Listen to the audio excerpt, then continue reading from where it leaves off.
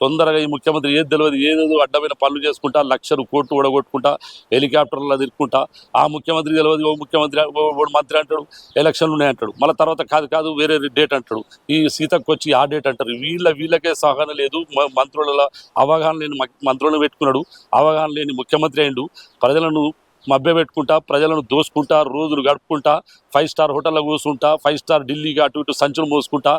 రోజు ప్రతి నెలకు ఒక 100 సార్లు వచ్చు ఢిల్లీకి కోవిడ్ వచ్చా 42% కామారెడ్డి 42% మేము ఖచ్చితంగా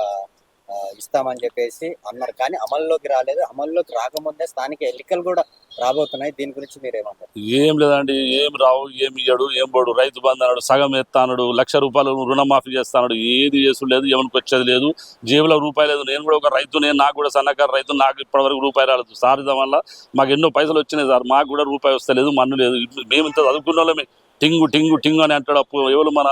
ఆ మంత్రి ఉన్నాడు ఎవరు మన ఖమ్మమైన మంత్రి ఉన్నాడు ఆయన పేరేమో ఉన్నది యాదికి వస్తలేదు ఆయన పొంగులేటి శ్రీనివాసరెడ్డి ఏం వచ్చేది ఏం లేదు అంత బేకార మాటలు గుట్ట మాటలు కాంగ్రెస్లో అసలు నమ్మకుండా 50 ఏళ్ళు వ్యవహారం మొత్తం చెడగొట్టిరు ఇప్పుడు మళ్ళీ కూర్చుండి ప్రజలంతా నాశనం చేస్తున్నారు దౌర్భాగ్యం చేస్తున్నారు ఇది చాలా చెడు విషయాలు ఇది మంచిది కాదు ఆంధ్రాలో ఏమో మంచి డెవలప్ అవుతుంది ముఖ్యమంత్రి మంచిగా చేసుకుంటా పోతుండు మన బీజేపీలో కలుసుకుంటా ఆయన స్పెషల్ కేటగిరీ తీసుకొని పైసలు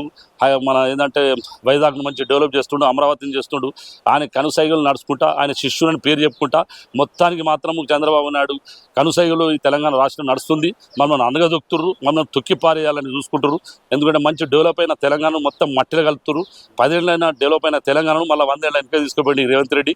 ఆ అల్లాతోటి ఆ దేవునితోటి ఆ తిరుపతి అందరు మొక్కుతుర్రు ఆయన నేను కూడా మొక్కుతున్నారు రోజు జుమ్మ ఈయన ఎప్పుడు పోతే మంచిగుండు ముఖ్యమంత్రి వేరే కూడా వచ్చినా జర మంచిగుండు అవగాహన ఉన్నాడు ఈ అవగాహన లేని ముఖ్యమంత్రి పెట్టుకొని బాగా పరిశ్రమలు ఉన్నాం సార్ మేము దయచేసి ప్రజలందరూ ఏకమై